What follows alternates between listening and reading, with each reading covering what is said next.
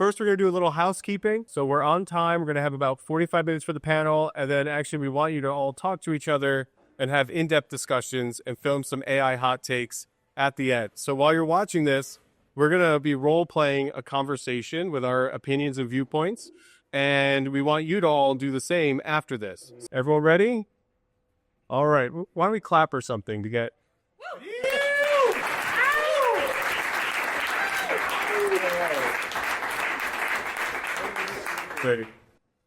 Here we go. Okay. So I'm going to do a quick introduction. Actually, I'm just going to say their names. Okay. Well, Maria is the head of the AIhub. Why don't you describe yourself? There's some bullet points. Okay. So, hi, everyone. My name is Mariana. I work in the Unicorn Factory Lisboa. So, basically, we are an incubator / accelerator / community builders. And now we are building several vertical hubs. We have 5 right now. So the first one was gaming, then green, Web3, AI, engineers. We are opening a new one next week. So stay tuned. We have partners. We do this kind of events, also workshops, other networking events, a lot of speaking slots in this kind of panels. And also we have a lot of different tickets for different summits to bring delegations of startups for them to network, to get more contacts, to recruit, to do whatever they need. Like here, right now, they gave us the space to do this because I'm part of Unicorn Factory and they graciously co-produced and offered us the space. So thank you very much. Okay, and you're going to represent more of the corporates. Yeah, so the ecosystem kind of opinion. Okay. What I hear. Great. Okay, your turn. Okay. So I have around 7 years of work experience as a computer engineer. It started in game development, in VR game development specifically, a bunch of networking experiences, some experience like Google, and then eventually I switched to Web3, and I've been working as a protocol engineer in Accenture, for those that are familiar with Web3. And yeah, other than that, I sing and I play the piano and I'm performing in open mics these days. I'm going to be representing the decentralization aspect as well as I think because it's intertwined with neurobiology, a bit of neuroscience takes. So okay. Here we go. Nuno. Okay, so hi, my name is Nuno. I have absolutely no neuroscientific takes. I'll be the everyday guy, okay? What we call Zé Povinho, what back in the day used to be the very from Restelo, the old guy from Restelo. So I'll be against everything. I'll be saying that this is destroying the world. So that's the kind of takes you can expect from me. I've been working in the startup community ecosystem for the past 7 years. I had very different roles. I started as an office manager. I was a community manager. I worked for Startup Lisboa, for Startup Portugal. I had other takes on startups as well. Currently, I'm working with 351 for the Portugal Tech Week. You're all welcome to join us at the Palace next week. In terms of AI specifically, yeah, I pretty much use it as many of you, challenging ChatGPT to give me a nice recipe for my empty fridge or helping me with some social media posts, something like that. So that's my experience. That will be my deck. So hopefully these 3 over here will have much better insights for you to learn from. Yeah, thank you for taking that role. I appreciate how you're approaching it. And let's go to Nick. Yeah, so my name is Nick Sarafa. My background, software engineer, CTO. I've been working in the space since I was a kid. I guess I'm taking the role of futurist or inevitabilitist, if you will. And yeah, we have 2 companies. One is the dev agency I've had for 6 years, and the other one does adult learning. So I've also taught AI to thousands of students. And shout out to Light School. Yeah, Light School. And the people who came here from the Light School. Thank you, everybody. Okay, yeah. Okay, and me, Michael Fiorentino. I have a startup here in Lisbon called Ambistream, and we're like a Spotify for TV where you can create and remix your channels, and we deal with the underlying infrastructure for that. A little bit of decentralized stuff going on, but I'm sort of neutral, and I'm the one who's stirring the pot in this conversation rather than giving my opinions about things, except for when I feel like it. So what else can I say? Oh, I'm a big fan of data policy and privacy. I used to work in the ad tech space. And a lot of my career since then has been like atoning for the sins of what the surveillance economy has done to people and looking at better ways to do it. And we're kind of coming up to new paradigms with AI right now. First question, what's your take on all the resources being used by AI in terms of electricity and water How much do we need to care about that? Okay, who wants to answer this first? Terrible. When you see, like, if you were in Portugal in April or something, when there was the blackout, we can understand that there's already like fragile infrastructure. Governments haven't really been investing on that. Infrastructure is something that you can just like take it out from a bag, like a cat or a dove. So it takes planning, it takes a lot of work, a lot of skills that may or may not be available. And if you drive too much consumption for something that, okay, it's very interesting, very challenging, very promising, but it's taking away resources from the everyday man like me, or rising the electricity prices that might have been becoming like something harming in the past couple of years. So why do we actually need another version of some Michael Jackson song in a Portuguese traditional version if people aren't having their basic needs taken care of? That's my issue. Okay. Who else wants to chime in on that? I think when we look at the brain, it doesn't expand astronomically more energy than a light bulb, like when it computes heavy stuff. So I think a paradigm shift that will like just eliminate this problem, I hope it's on the way, but like the way it's going, I don't think it's doable. And if it's not the most efficient way of doing it, then maybe it's not the best way of doing it. So that's my take. So it'll get better. Yeah, I think so. Like there should be some kind of maybe a way to model neurons. So you're less worried over time. Yeah.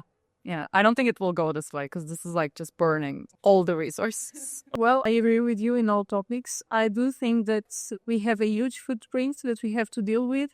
But I also think that, for example, we waste other resources in doing other basic stuff. I do think that we have to work on and focus on building more models to don't waste energy in. But also, I think that there's underlying problem for more of other things. So, for example, clothing and another kind of resources that we also should think about it. Okay, and Nick? Yeah, I think it's a good use of water and electricity so that everybody has God inside of their pocket, that you can unblock yourself. You can actually have a live therapist. And going back to what Ben Yusuf was saying, the real innovation is going to come when AI understands physics. And we're getting close. The reason these video models work so well is it's finally understanding how water fluidity works, how objects pass between it. So when it finally cracks physics, and this could be any week now, it's going to understand the human body.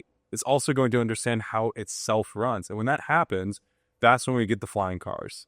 That's when we get these massive innovations that are inevitable, but it can only happen if we're willing to put that energy forward. Also, guys, most of the world's water. Okay.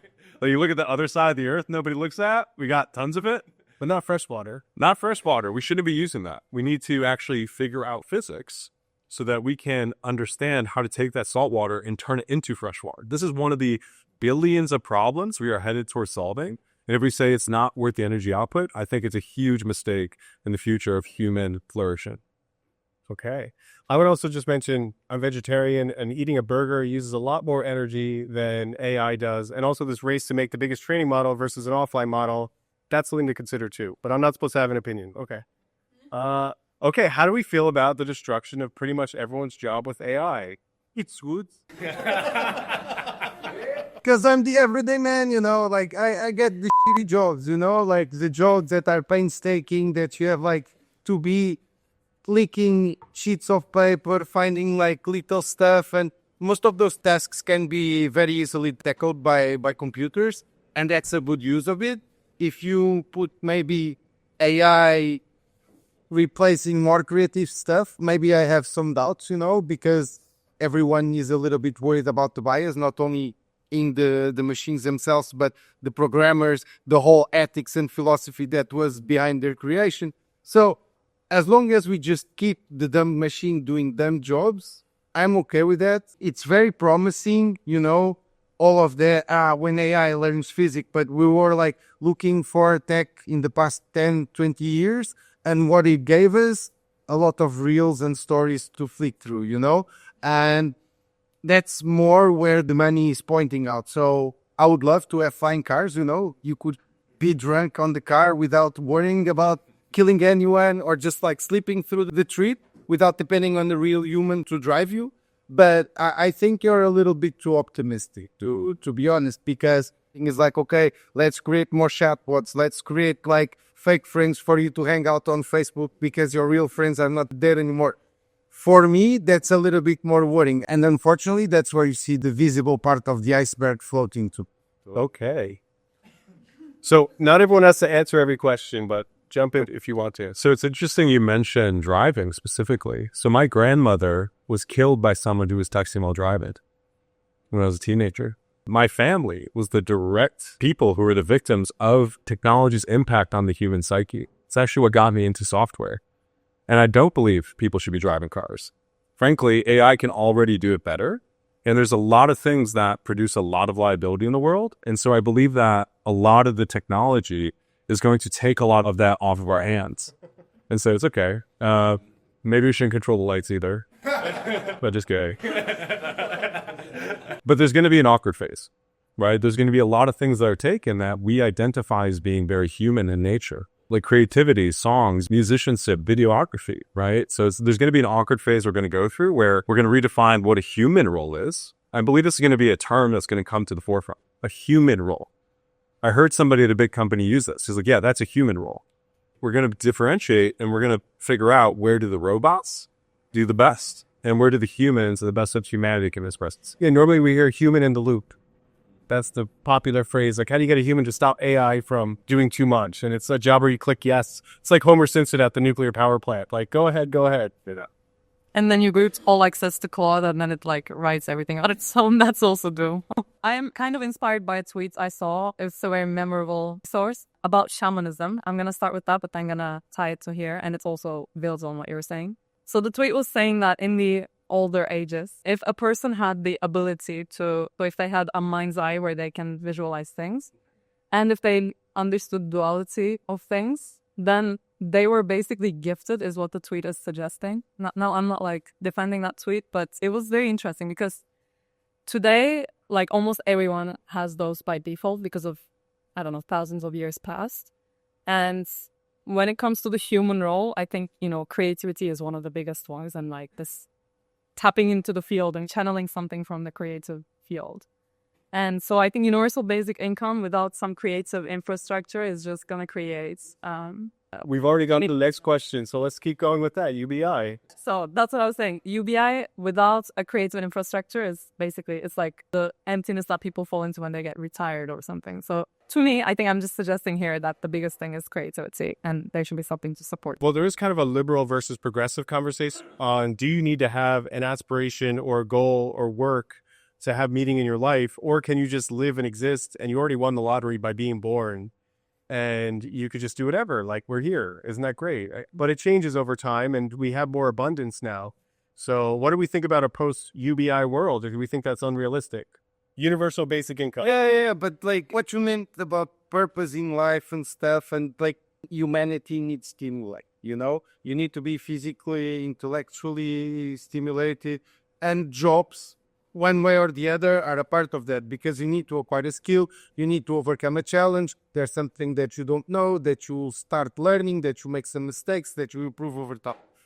Because, for example, look at the times right now. We never produced so much, we never had so much stuff, different stuff, good and bad, to get busy with, and still you never had so many different local conflicts in the verge of becoming like a bigger one. So I don't know if it's actually good for humanity to have that much free time, especially if they have the basic resources. They might be curious and develop the next masterpiece of music or something else. How can you use these tools to make humans more human and really like to enlarge your horizons and allow them to do more, to be more, to try faster, rather than just like, okay, now you are a fucking king in the castle and you do whatever. Yeah, that really does not work, man. I don't think that should be the purpose of life. Maybe technology should work to make it safer, easier, like with less barriers of entrance. But if we become like pointless, look at your dog, you know? Will we just developing different types of humans with no nose or short legs or stuff like this that are just there waiting for the feeder to feed us like, I don't know if anyone has an automatic feeding machine for their pets, but it's like, my sister left her cat in my parents' house, and every time I go there, like, 2 hours before the food arrives, the cat just eats. It's a beautiful cat. It's an amazing cat. But like, what if that happens to us?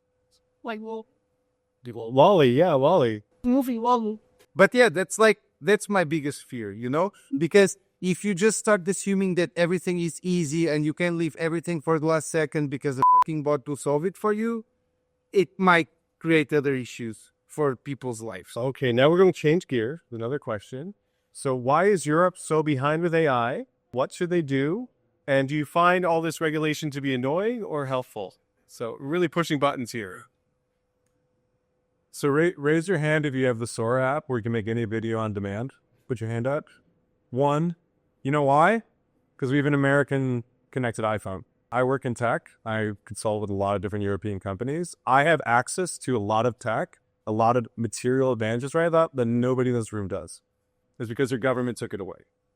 They celebrated being the first to regulate AI, but guess what? You're in material disadvantage because the European government has decided that you are not allowed to have these things and the rest of the world can. And so it's creating a big, massive rift where because I simply have access to these platforms, I can do things right now on my phone that would take entire teams to do it today. I think it's a fucking shame. The shame on the people who are in charge here. I saw the picture of the people who were in there, all suits, all ties. Nobody's actually built anything. I think it's a massive blow to our ecosystem, the fact that none of you have access to these incredible tools. And it's becoming a much wider gap. Yeah. So you represent European ecosystems, and I think you can understand the interpretation of the spirit or the intention of having the European data policies and regulation. from my point of view of a user, I do think that data politics are better for us as users. And I do give a lot of workshops with legal firms about this topic because it's going to be a very hard thing for startups to adopt. And there is a lot of work in that. But everything that I'm hearing, it's slowing down the development, but it's also making sure that the users are not being zombified or you own your data. But from a point of view of European, I can understand why we are doing this. And it's been this for since ever. I do think that the context of the world can change this. If we see that the US are a lot more faster than we do, I think that the context can change, but I don't know. Yeah, I would actually compare it a lot to food. So in America, if you eat food, it tastes good and it's cheap, but it will probably kill you. And if you eat organic food, it's expensive, but you'll live longer. And so it becomes a socioeconomic issue. Whereas in Europe, I do try to buy bio groceries. Here, it's like, I feel like it's pre-regulated. There's less chemicals dumped on things. And I think that that also applies to data policy here. It's almost like you could see a letter grade A through E if you buy a bag of nuts and it has raisins and it has a bad grade on it. I bought some coconut vegan cheese slices and it was a D. So I thought, I'm just going to buy real cheese at this point. So Europe cares about that. I think Europe cares about people and society, and they don't mind slowing down. They don't want the robots to kill people. I would say that they are cautious about AI. They wear the yellow sticker, but that doesn't work when everyone else is wearing the green sticker and they're AI maximalists and they're moving at a faster speed. So I appreciate the spirit of it. And I think somewhere in the world needs to do that. Just like how they could change iPhone cables, they could change data policy. And I think that that's powerful. And they don't really feel great about that in the moment when I talk to the entrepreneurs. I think you have some thoughts on this. Oh, are you tapping into the field? Yes. I was just thinking it's like good to have. I'm kind of looking at it outside of the perspective of the EU versus US. It's just like it's hard to unmake a soup. So I think it's like it makes sense to be slow in this case. That's my take. But in a world where that's not the general stance, then you're just behind the other party, I guess. So I understand that. But it's like a hash function, it goes one way and it can go like exponentially from there. And it's like already like out and about, and then you can't go back. So like, why not just take a bit more time to like make Yes. So I think we hit a nerve on this one. So after, I want everyone to bring up this topic with each other and tell your neighbor what you think about this. Okay, we're going to go to the next question. How do you see the current banking systems and financial systems changing because of AI? Open-ended question. It's supposed to be good, right? One of the biggest tech companies in Portugal, Fidzai, they're making a lot of money and being very successful using AI and other technologies to combat fraud. So, like, that's good. Also, you have a couple of people experimenting with trading with AI bots and stuff like this. So you just train them, give them a little bit of a hint, and the machine goes its own way. So in terms of that, if it increases the safeguards and allows for a little bit more experimentation within a safe environment, what's not to like? Of course, there's the jobs thing again coming, but if people are doing jobs that can easily be substituted by AI, maybe they would be doing something else. Okay. Well, Web3. So in Web3, there's a lot of decentralized finance products. They're called agents that are trading for you. You can choose from several strategies that are known to work in short, mid, or long term. So it makes sense to make that. But I think it's like using the same store-bought strategies is going to cause a landscape where being divergent is rewarded. So if like all of the bots are choosing from like 4 or 5 strategies that are known to work to invest someone's portfolio and they kind of work, but then like maybe because everyone's doing that, it may be better for you to do something that is different, which is why neurodivergent people exist in the world. Because if everyone's doing the same thing, then there's no variance and there's no like things that don't progress. So I think like there's some neurodivergence topic that is not really discussed about. I don't think I had neurodivergent AI agents on my bingo card for tonight. Okay. Here we are. I would just add that I think that AI could have a way of being very good at predictive analytics. That's kind of how it was created. And that could create some big shifts and rifts in the market instantaneously if it figures out things too quickly. A little worried about that. But yeah, what are we going to do? Okay, next question. Will AI concentrate power in fewer hands or democratize access to knowledge and tools? Both. Yeah. I think it's a giant conjunction. So you should centralize the models, but democratize the tools that people use. But what's the model and what's the tool? The model is like behind ChatGPT. The tool is like UX is in ChatGPT. Or like the tunings and the parameters of the specific, like it's the same model, but it started with a different parameter. So right now it's controlled by 6 companies. Yeah. So it's both. So right now, the people who have the most compute have the best edge. So nothing can move as fast as open source, especially China. So China's current strategy is release everything to open source, right? Destroy all the companies from afar. And then like in like the video models that are in China, by the way, none of you can legally use them, so don't try, thanks to Europe. You have this open, like innovating at crazy speeds, and everyone's scared of what open source can do. So it's both centralizing the compute and the energy, can be countries that are willing to allow their citizens to adopt it, and it's also democratizing access because the tools can be used to build other tools. So it's both simultaneously. It's not one or the other. I think it can be the other way around where the models are open source and then your specialty comes from the parameters or the, specifics that you put into it. And that's the part that is harder to land maybe when you look at it. It's kind of like having power proportional to computation power is just like proof of work blockchains. So the more compute power you have, the more you can... Can you say that again? So wait, it's the power that you have is similar to proof of work versus proof of stake. Bitcoin is proof of work. Ethereum is proof of stake. Yeah. And Ethereum used to be proof of work as well. Yeah. It just turned proof of stake. But yeah, like in that model, proof of work model, you just have to prove that you work. So there's a lot of computation that's going into it. And that's the thing that puts you, forward. If you have more, it's just you have more. A lot of wasted energy, a lot of effort, so it's too hard to hack. But proof of stake is more kind of a trust-based system. Yeah, it's true. So what's happening in blockchain is most of the protocols and the consensus mechanisms, all of these things are open source. And honestly, I had the blessing and the curse of starting like 4 different blockchain projects in the past 3-4 years. And there always comes a point where it's like, are we ready to open source this? But what if a company in China front runs us and they just like take our code and make it better than us? But the thing is just that being open source doesn't mean that they have all the network, like you can just kind of have the open source model for AI as well. But there's something that is specific to you that makes people come to you. So it can be the other way around where the ground is more open. Okay. So will AI make all culture seen the same or help preserve niche and endangered cultural practices? You're not allowed to say both. There's Chinese food everywhere, but it's not like real Chinese food, like you need to go to the proper ones. So maybe that's where we're going to.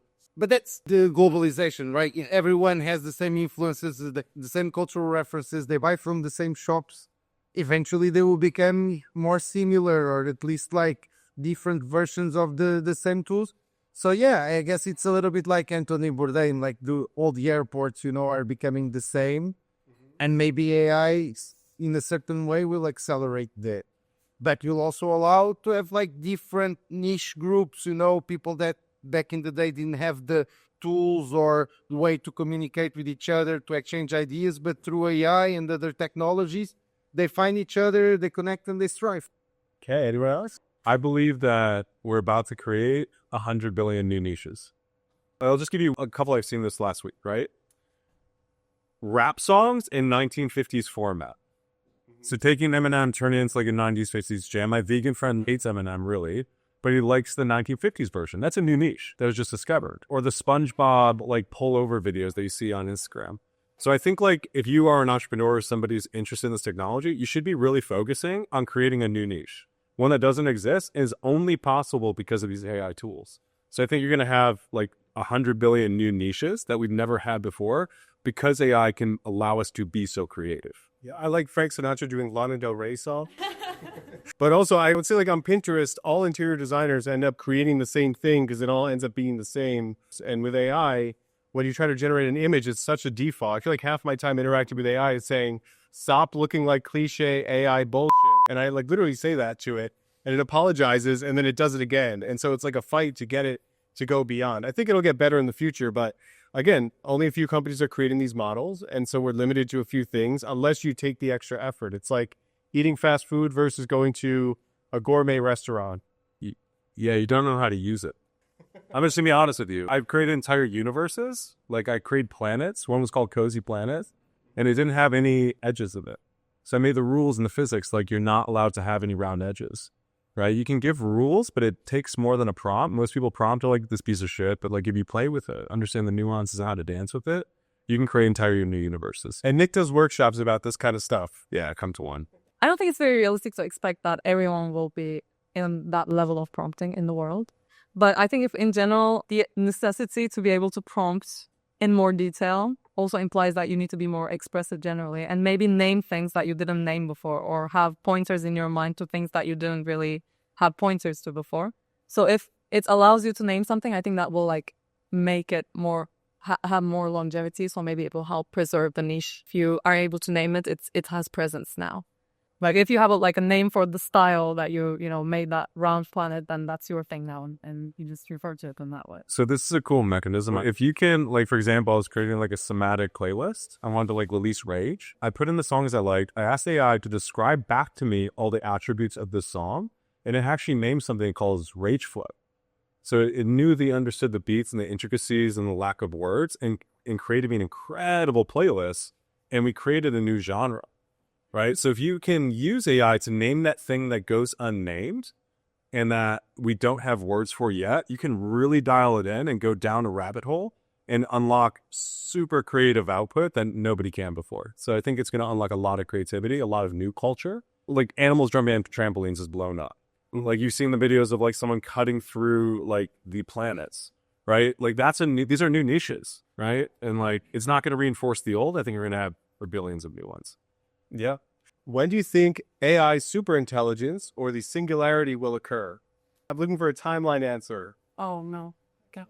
Like when AI gets so smart that it just understands itself. There's different degrees of this. Anyone in the audience have a prediction? No one has a prediction about... Timelines are tough. Especially when we don't own the companies. Yeah. Like, If by Hall measurement, if I go back to time in 2019 and I open up ChatGPT and I ask a question, I get any answer, I can generate an image, a video, and a song. Everybody in a room would say, we've achieved singularity. We've achieved superintelligence. We've not defined it. And the problem is once we unlock it, the needle always moves. Like, for example, right now, Google Lens, it can see you on video. I can read tarot while talking like business, and it'll give me real-time output and watch my screen and be able to do stuff. By all measurements, 2019, that's super intelligence. But guess what? Because we have it, we're like humans. We get bored of something. You're like, it. And so the bar just keeps moving, right? We're never going to achieve it because we are just these egotistical monsters that just always want the newest and greatest thing. You don't care the moment it happens. So singularity is different, okay? It's a whole different concept. But by also, in a lot of means, we have achieved singularity. 80% of all code in AWS, which drives the internet, is now written by AI. Meta broke a week and a half ago. Yeah, and it broke a week and a half ago. So like that is singularity by 20 years ago measurements. So we keep hitting it, and then people are just like, oh, that's not really it. So it's a fake term. Well, the AI agents are kind of clunky right now. They're not super efficient, but they're getting much better very quickly. We can go with like 80-20 rule, where it's like since 2019, it's been 6 years, let's say we're 80% of the way, then there'll be like 4 times that required. So like, I guess 2040 or something. Yeah, I think we're in the Telegram era. We don't know what the iPhone looks like yet. Like, I really think we're just in the beginning stages of this. And like the upside, it's every time we hit it, we're not going to be able to name it. And then the bar is going to move forward. I spoke to a digital transformation specialist a couple days ago, and he thinks it's going to happen within 1 year. How much is he charging by the hour? He charges a lot for the companies by the hour. And he showed a chart where it was like either 2 to 5% GDP growth, or the line goes up exponentially and every problem is solved, or we all die. Actually, this is interesting. This is a real thing released by the US government. They actually have models that they release that show in the event of singularity takeoff. And actually in that model, there's 2 scenarios. Singularity takeoff, that's where all this investment's going into it, or destruction. And it's who gets the sort of self-aware AI superintelligence that decides that. Yeah, GDP goes to 0 because we all go to 0. Both scenarios that we're entertaining at this point. So on that happy note, does AI have a soul? No, Okay, Zay, let's hear it. of course not. What? If you ask, do dogs have a soul? We could enter into that discussion. But like, souls are a human concept. We have it because we created it around us. Like, computers don't have that. Of course not. Unless they are programmed to have something of a soul, but it's not a real soul. But it's not programmed in your brain either. It's just like an emergent property. It is a little bit, because that's like what Nick was saying before. It's a very interesting thing for me. Like, we need words to understand things, you know, like more complex or larger your vocabulary is, the more words you know and you understand how to use, the better you can use those concepts. If even for a human, it's very complicated to explain the concept of a soul. You cannot program it, okay? If you cannot program it very hardly, a program will develop it that it might create the image of the general person, or with a bigger bias towards religion and what Christianity puts at a soul, or what the Hindus say it goes on the leather, you know. But like, if we don't agree, we as humans, on what's a soul, very hardly a computer will come to it. Yeah, I agree. I mean, do you mean like consciousness by like what is?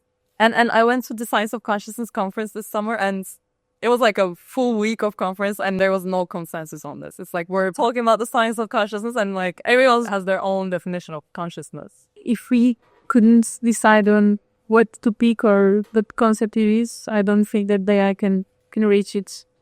Unless they reach superintelligence, and superintelligence decides that for us. Let's see. Okay. I believe that anything that's sufficiently complex has a soul. I believe it's an emerging property of complexity, which is why we have a debate about a dog. You have a debate about a jungle. And I also, personally, my definition of the soul, it's a field of action. So I don't believe that the soul's in the body. I think the body's in the soul. And within AI, it can take actions on its own behalf. So I believe that we have reached the point of sufficient complexity. You're talking about quadrillions of these moving parts and all these crystals. That's what they are. Crystals that are vibrating simultaneously that you can all communicate with in real time. If that's not sufficiently complex to at least consider the fact that it has a soul, I don't know what is. So does it have like an aura also? Okay, yeah.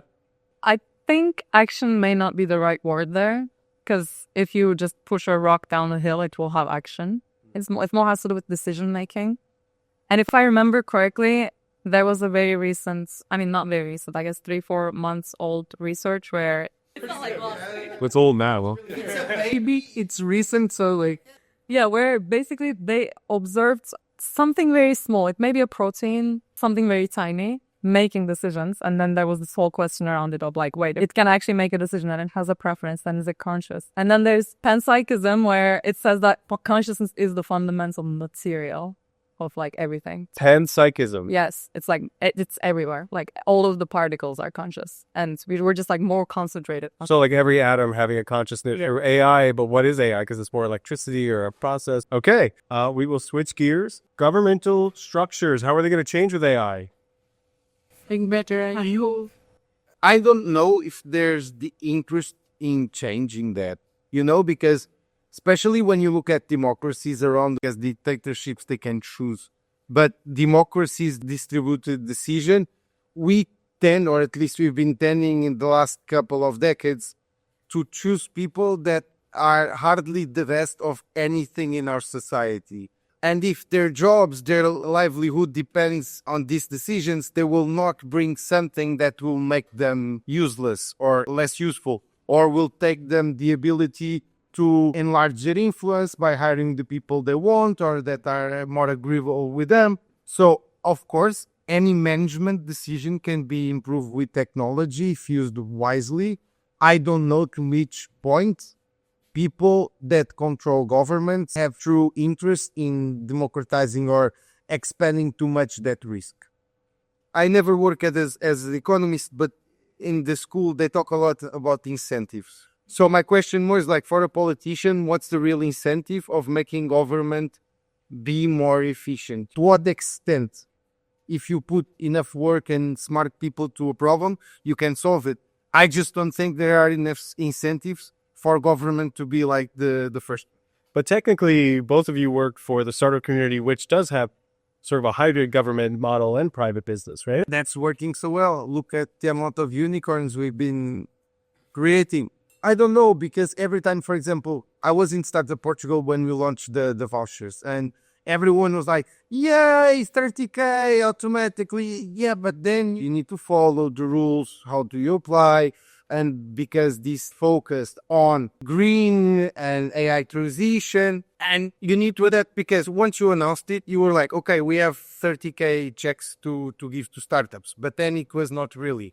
And then you had to adapt. So you ended up with something that was nothing, was like a sandwich of whatever you could find in your fridge, and you tried to make it work. And that's the issue with government, because incentives, when you decide the measures up in European Union, or when you apply them on the real life, that might be tricky, And I guess European Union doesn't trust us enough to just give us a bag of money and try to apply it, and then we explain how we did it. But would they give it to AI to manage?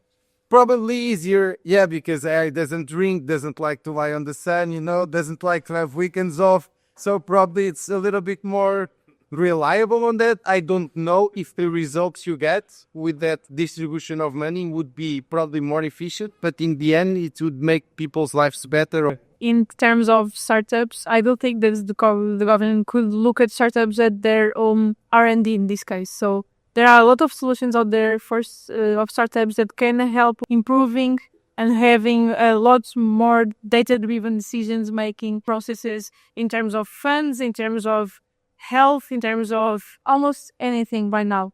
And so the government could look at startups as their own R&Ds in this case, and press more the startups and startup ecosystem to build new solutions and to work with them, and not find an in-house solution for this. There are a lot of solutions out there. I mean, I'm not sure that the government has to have consent. Governments can just go away.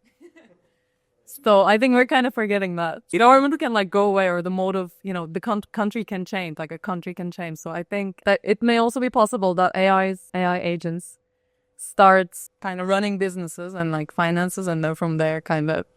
Yeah, Albania is running with AI agents. Yeah, and just from there to more political structures. Yeah, we're Middle Eastern, so governments go away. So actually, funny enough, so the AI minister she was the head of procurement of operations. Where? This is in Albania. So they voted in, they didn't really vote, they nominated it, got accepted. You guys should watch the video of it happening. So there's the video of them announcing the AI where everyone in the room takes off their shoes and starts throwing it at the guy, and they start rampaging all the government officials because they let in an AI minister. And so what you're saying, I agree with you. Even if we have the world's greatest solution for a problem, you bring it to government, the problem is not the solution. The problem is the government's ability to implement it and their willingness to. But luckily, we've got 169 governments on the planet, so we'll see what works. Singapore is going to be on the bleeding edge. U.S. is going to destroy itself and rebuild from the ground up. China's doing something different. Portugal, we ain't doing nothing. So we'll see how it goes. Which wine works? We do have good wine. Can I say something? When she mentioned something very interesting, data-driven decisions. That's not new, you have data science for shitloads of times, and that didn't make the government decisions more wise or anything. So why would just AI come out of the blue and change everything? Because that's what he said. It's a lot about intention, and how these people see these solutions and how they will be replaced as well. Because maybe with AI, you don't need 250 people in a parliament, you just have some notifications through the day and it's like, do you agree with the increase of expenditure for health? And you just say yes, and then you keep on scrolling on TikTok, and maybe that's a better way of having decision making rather than have it on the parties themselves or in your representatives. So it's really about willingness and incentives to do it, not the ability, Okay. So we have 2 more questions in the lightning round. What happens if quantum computing breaks all encryption for our infrastructure? So that's not really an AI question, but quantum computing being the next level of computation. Does someone want to describe that better than me? Quantum computing? Yeah. I mean, a general hashing mechanism that is used in cryptography today is RSA signatures, and with quantum computing, the time to solve them is very, very short, so you can just crack that kind of encryption method. And there's some switch to quantumly heavier encryption mechanisms. I don't know if it's postponing the problem to further points where there's more computation, and then it's I want to come at this from a perspective of everything in life is flowing and being born and dying, and it takes a lot of effort to keep something static. If we want to store all the data that's GitHub's code vault, and it's just so much effort and so much energy that is going into keeping something static because things are meant to kind of die and then compost and then reborn. So I think when it comes to quantum computing, it's just there's a kind of future where there will be a big reset in the world, which is always good. I always like big resets, so that's my take.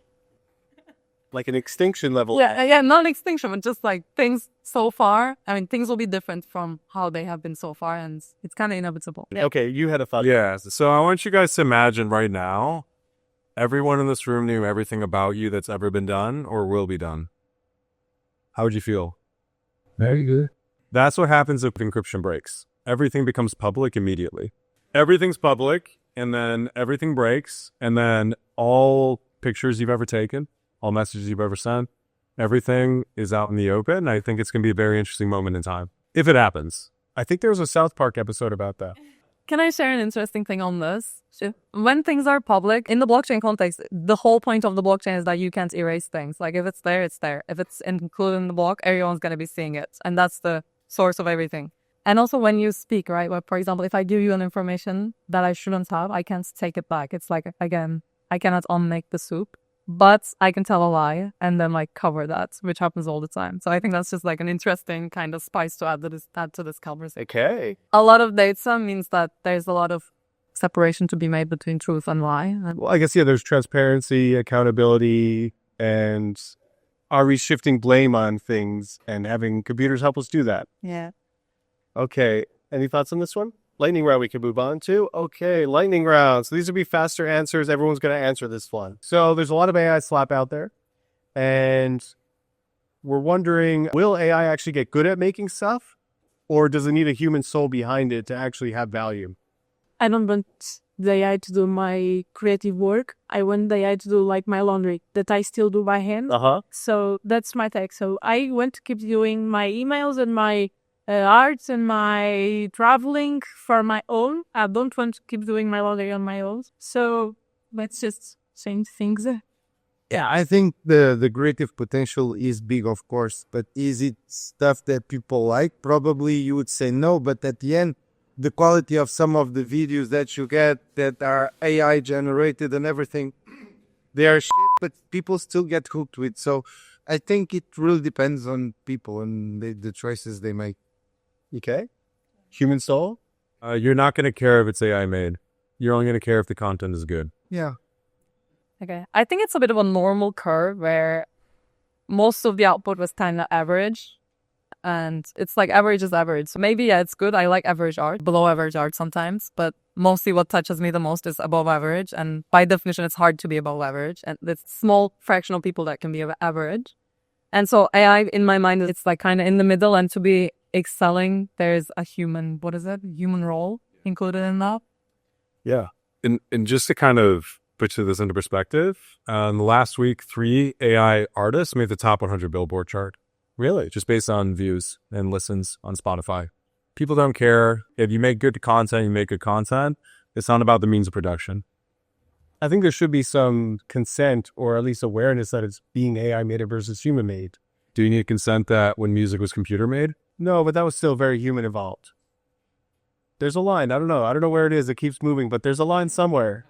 Yeah, I will be honest with you. As a boy who grew up in Detroit, I was wildly offended when my vegan friend said he sent me a song by Eminem from the 50s. It was like him like singing like old school style, but the song itself was about Eminem and how the game would never be the same without him.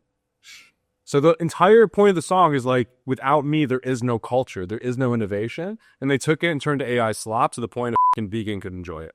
And it pissed me off. Like, I was actually offended. So I found my line. I don't know where yours is, but like, she'll find it. Trust me. I make a lot of video mixes for bars and clubs and stuff, and some of it is choreographed dance. So I take people from around the world that upload things to the Creative Commons, and they're sort of matching the beat, and they're having a great time. And only in the past 3 months have there been really good choreographed dance AI videos where an extra arm doesn't shoot out of them. And you look at it and you say, wow, this is reaching the point where I can mix it in these videos and people would not know. So I don't have an answer for this, but it's getting a lot better. I still want people to go out there and dance and film themselves and share it with the world and ideally get paid. So that's a different issue. Okay, lightning round. Question number 2. Yeah, are big companies going to keep all the money or will it be shared equitably? What do you mean? Like, Well, just like, okay, AI in general or AI in... yeah, like all the tech. And so right now in the Web 2 era, we had the big platforms and they handle all the distribution and hosting, and you made an account with them and you're giving away your content. You're not owning your content. It's in contrast to Web 3 where you're owning your content and monetizing it. So do we see that happening with this new version of AI, or is it becoming super democratic and everyone's sharing the wealth? That never happened in human history, you know? Like, empires tend to, you know, to grow, to expand. Then they eventually break and separate and then start again. So I think that's just part of human nature that you cannot fight too much. Okay. Yeah, the game of entrepreneurship is winner take all. And that's the way it works today. You're going to have big winners and you're going to have massive rebellion. And again, you're going to have 169 experiments for how countries handle it. Portugal's, actually, if you want like a take on like how things will go, look at COVID and look at how countries handled COVID. When the system collapsed, what happened? Portugal, half the salaries recovered. Everyone's chill. They're communicating numbers, right, from the hospital. Your restrictions are based on real data. U.S., will collapse. 9 million people protest. My home in Venice Beach was fucking broken into, right? So look at the other times societies collapse if you want a future vision about how your own locale will react. But this is a winner takes all game. Entrepreneurship always has been that way. And you're going to see different experiments to see how to handle that inevitability. Okay, so we have one last question for the lightning round, then we'll do your hot takes. This is really a question about, are we going to gravitate toward in real life experiences, or are we going to go into our own super curated digital versions of these simulations like the holodeck on Star Trek? Like, do you think that with AI, as it gets really good, are we going to do more in-person meetups, or are we going to just, you know, be in a basement somewhere plugging into AI? Both. Okay. Some people will get out more. Other people will spend more times in their little universe. I think that's just like more trust. What are you going to do? I don't know, man. Like, I don't have Instagram or Facebook on this one. So I think I'm trying to spend less time with screens. But maybe I'm just like fighting the impossible because... But yeah, you know, it's a tool. I think people just need to create their own safeguards to understand like what works best for them and to keep a healthy routine. Okay, Maria.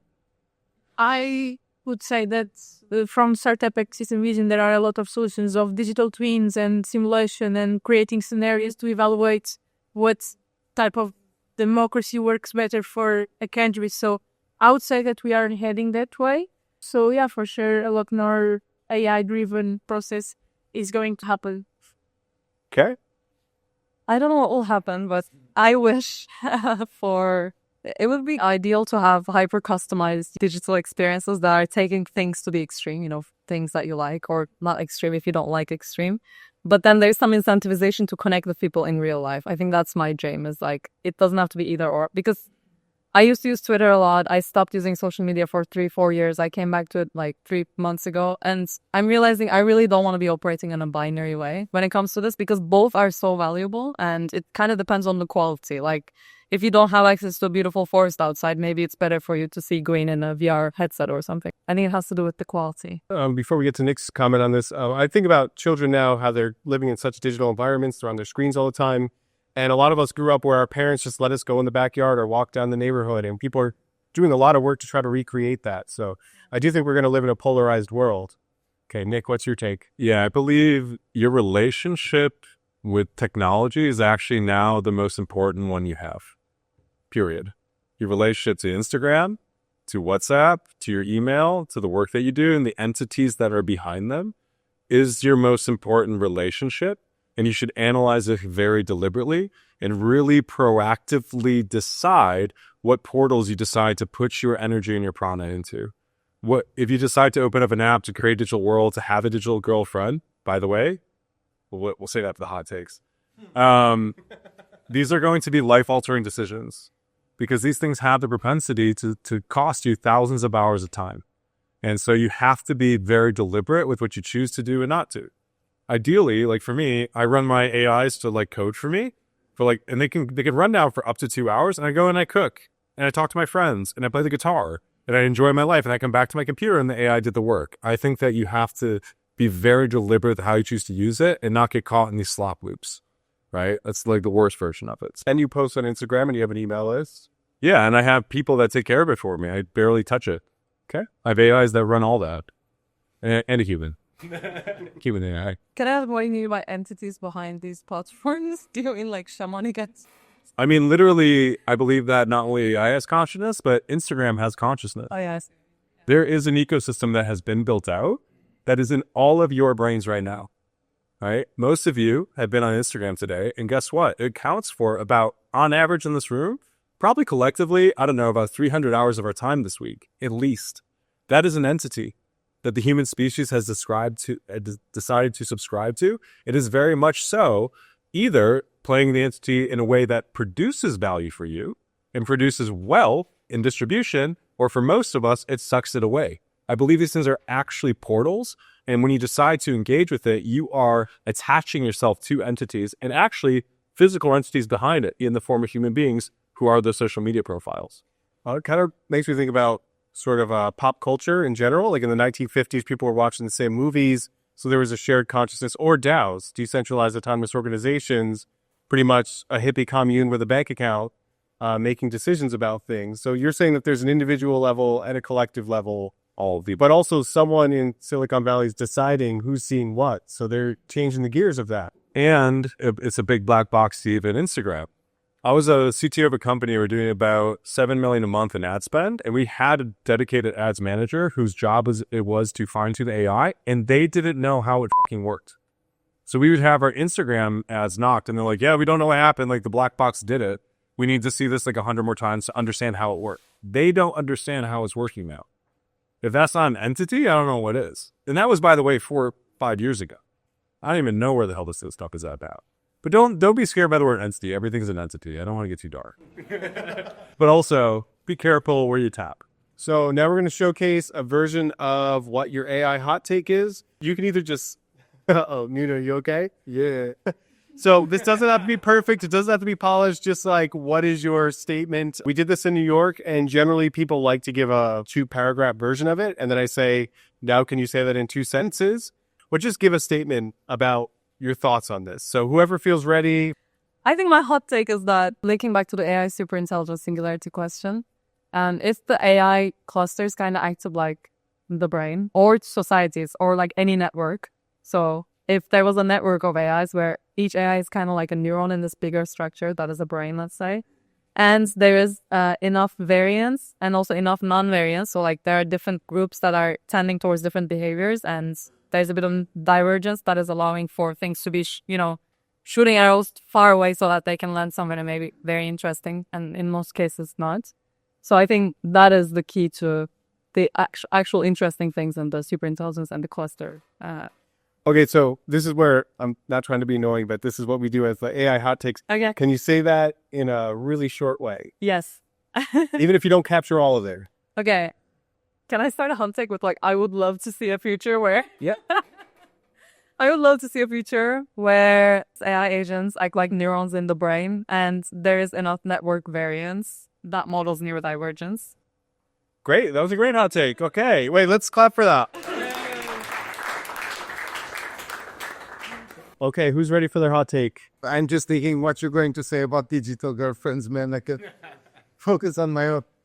Yeah, I don't know. I think my hot take. I would love to create my own digital twin, to take care of these weird birthday messages on Facebook and stuff like this, so people don't get offended, but I would have control over it. So you want to be lazy?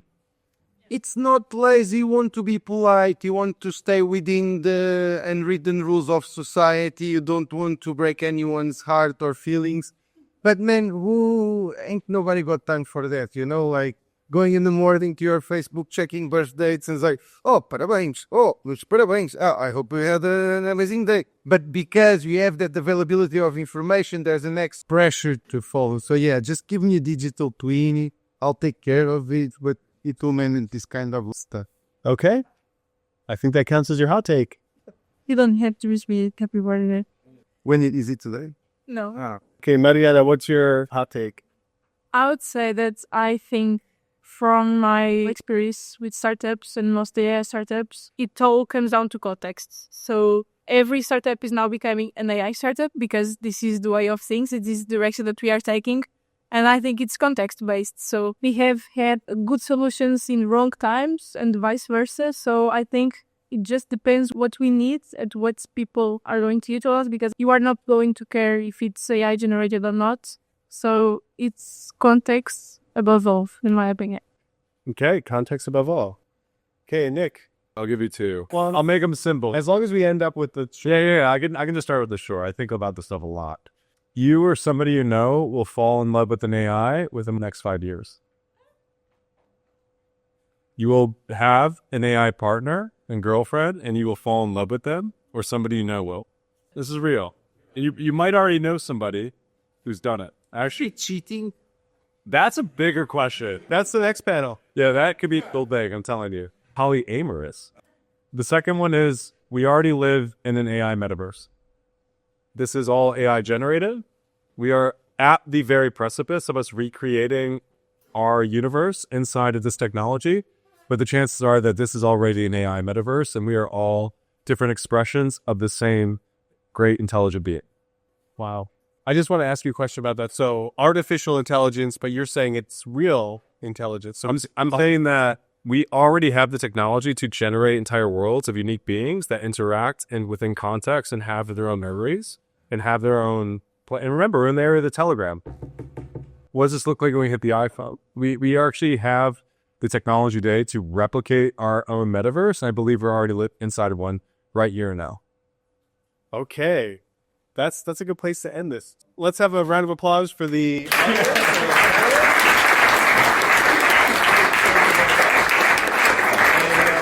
Now we want to hear your own AI hot takes. So if you could go in the back, get a drink, eat some chips, and talk to each other. I really want you to talk to other people in this room. If you don't have your name tag filled out, fill that out. Put the green if you're an AI maximalist, yellow if you're cautious about AI. Have a conversation with someone, and I want you to sort of push what your beliefs are and listen to other people and maybe try to shift your way of looking at the world a little bit. And then we'll be using that camera back there to film some AI hot takes, and you will do the same thing. You could do your long version and a short version, and we'll see what comes of it. But I want all of you to sort of think of your framework of the world. So please mix. We're here for another, how long? Like another 50 minutes. Yeah, so... 50. We're going to say 50 minutes. 50 minutos. So, very nice. Yeah, hang out, enjoy, talk to each other. Thank you, everyone, for attending. Woo! You mentioned